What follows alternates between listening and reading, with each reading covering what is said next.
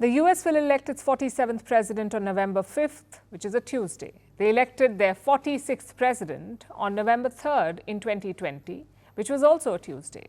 What about the 45th and the 44th presidents? Let me cut to the chase. Over the past 175 years, the US has always elected its president on a Tuesday, more specifically on the Tuesday following the first Monday in the month of November, every 4 years.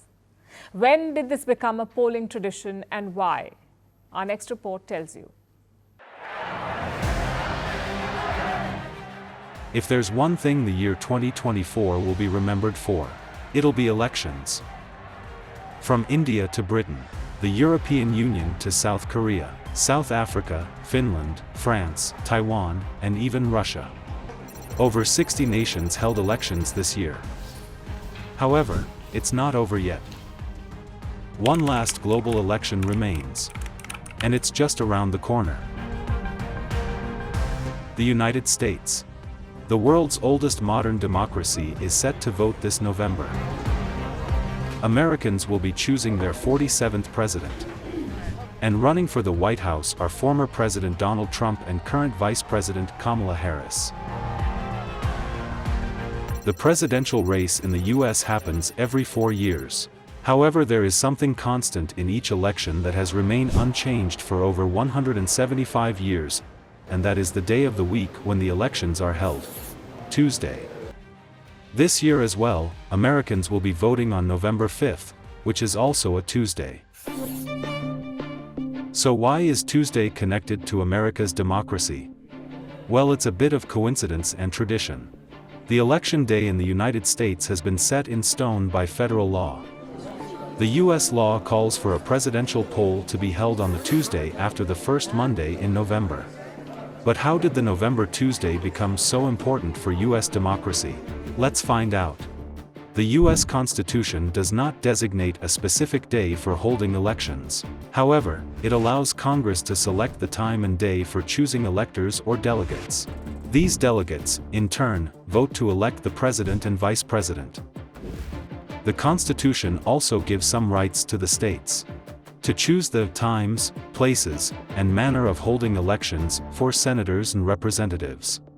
However, it also permits Congress to make or alter those state rules. So if the day hasn't been fixed, then how did Tuesday come into the picture? The US declared itself independent from Britain in 1776. The United States ratified its constitution in 1788. This was followed by the first elections that were held between November of 1788 and June 1789. Yes, voting that is now done within one day took up to 6 months when it first began. And subsequent elections continued to be chaotic. Things changed more than 5 decades later when the 1840 presidential election saw widespread voting fraud.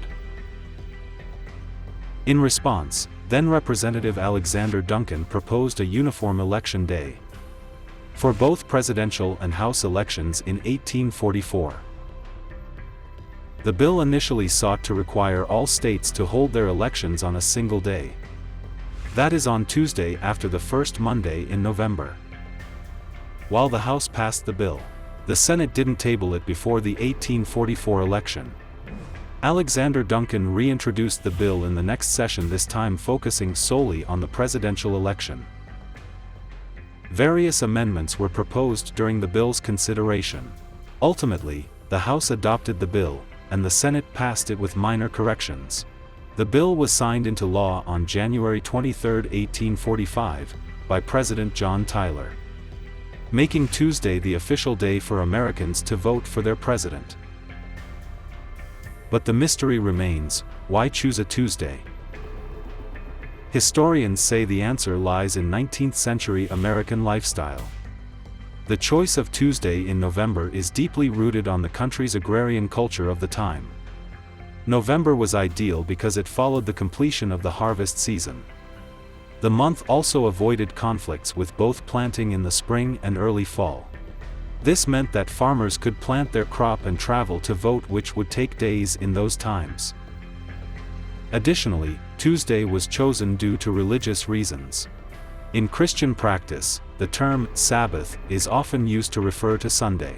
It recognizes the day of Jesus Christ's resurrection, and many Christians would observe a weekly day of rest and worship on Sunday.